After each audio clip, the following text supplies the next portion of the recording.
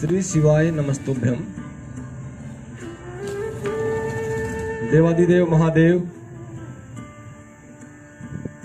जो इस संसार का भरण पोषण सब कुछ उन्हीं के हाथ में है।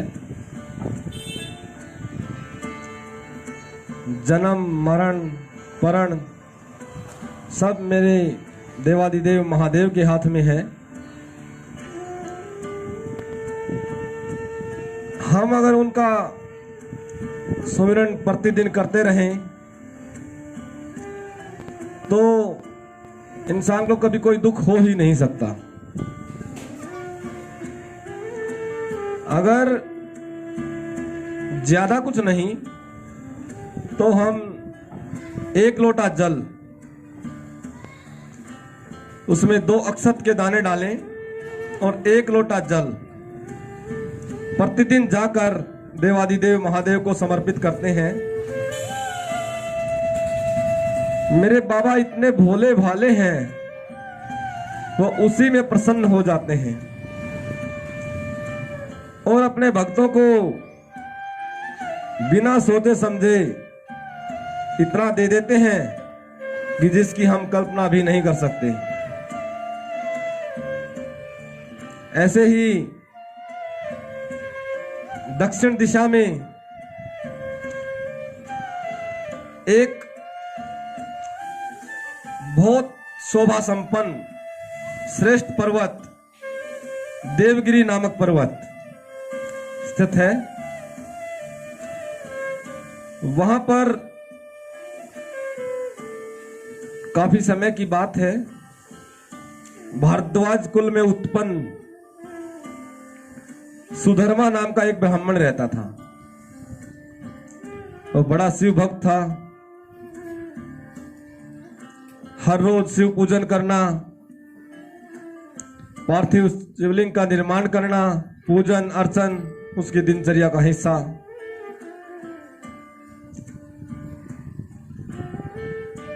लेकिन प्रारब्धवश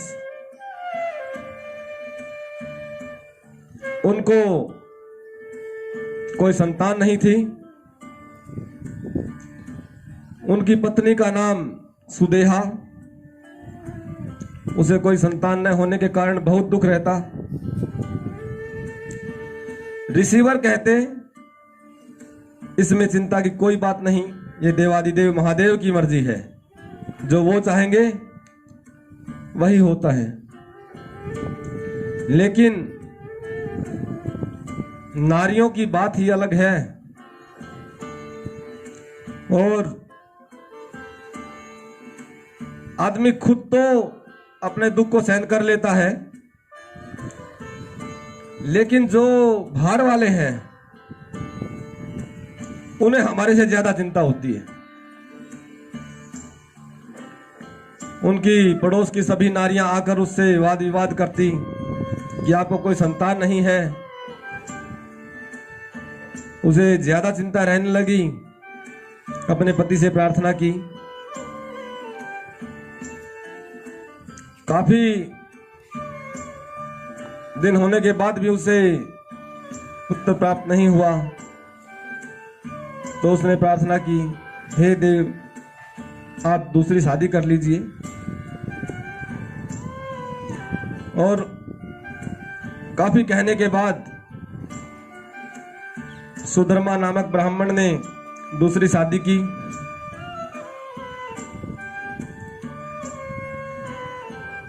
दूसरी पत्नी का नाम घुस्मा, वो भी शिव भक्त। हर रोज पार्थिव लिंग का निर्माण करती, 100 पार्थिव लिंग प्रतिदिन बनाती, पूजन करती, अर्चन करती, विसर्जन करती। ऐसे करके उसने काफी दिन पूजा करते करते लगभग 1 लाख पार्थिव शिवलिंग का निर्माण किया, पूजन अर्चन विसर्जन किया और कुछ दिन बाद फिर उसे पुत्र की प्राप्ति हुई। पुत्र की प्राप्ति होने के बाद पुत्र जवान हुआ, शादी के लायक हुआ, पुत्र की शादी हो गई। बहू आई। बहू को कुछ दिन बाद पता लगा कि मेरी असली सास तो घुसमा है। उसने सुदेहा को पूछना बंद कर दिया और सुदेहा को यह बहुत बुरा लगा। उसका मन खिन्न रहने लगा। उसने मन में विचार किया, अगर मैं इस पुत्र का ही वध कर दूं तो ये बहू मुझे चाहने लग जाएगी। और उसने एक दिन छलवश उस पुत्र का सोते हुए वध कर दिया। उसके टुकड़े टुकड़े करके समुद्र में फेंक के आ गई। और घुसमा प्रतिदिन शिवलिंग का निर्माण करती, पूजन करती। एक दिन उसे ध्यान आया कि पुत्र से मिले हुए काफी दिन हो गए और उसने बाबा भोलेनाथ से प्रार्थना की कि पुत्र के दर्शन नहीं हुए। वो पार्थिव लिंग का विसर्जन करने समुद्र में जा रही थी। उसे वहीं पर उसका पुत्र समुद्र से जीवित बाहर निकलता हुआ दिखाई दिया और उसके दर्शन मुलाकात वहां पे हुई। मरे हुए पुत्र को जिंदा करने के कारण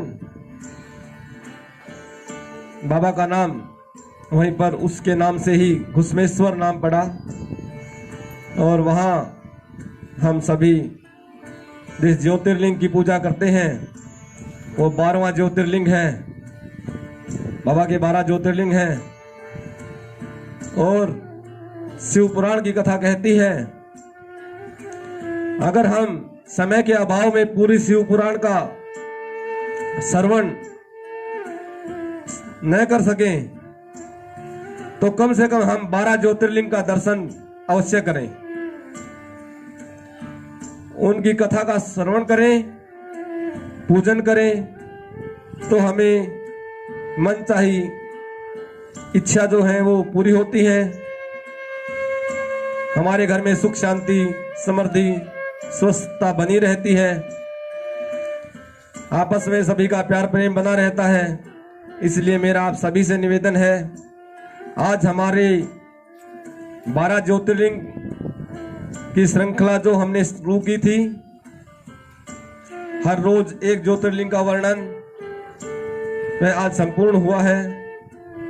आप सभी 12 के 12 ज्योतिर्लिंग का कथा का रसपान आपने जो किया है वो आपके जीवन में सुख समृद्धि लाएगा। और आगे भी जैसे ही आपको मौका मिले तो 12 के 12 ज्योतिर्लिंग की कथाओं का स्मरण करते रहें। इसी के साथ सभी बोले, देवादिदेव महादेव घुसमेश्वर भगवान की जय। हर हर महादेव। आगे भी महाराज जी के श्रीमुख से कथा प्रसंगों एवं विशेष उपाय को जानने के लिए महाराज जी के YouTube चैनल को लाइक, सब्सक्राइब व शेयर करें और बेल आइकन अवश्य दबाएं।